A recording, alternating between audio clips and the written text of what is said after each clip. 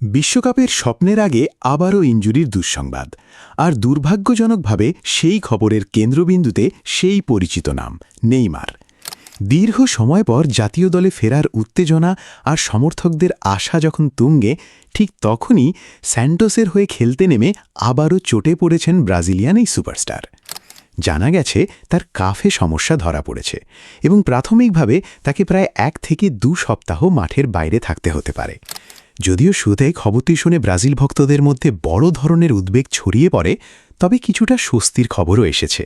ব্রাজিলের চিকিৎসক দল এবং সংশ্লিষ্ট সূত্রগুলো এখনও বিশ্বাস করছে যে এই ইনজুরি গুরুতর নয় এবং তিনি সময়মতো বিশ্বকাপের আগে পুরোপুরি ফিট হয়ে উঠতে পারবেন।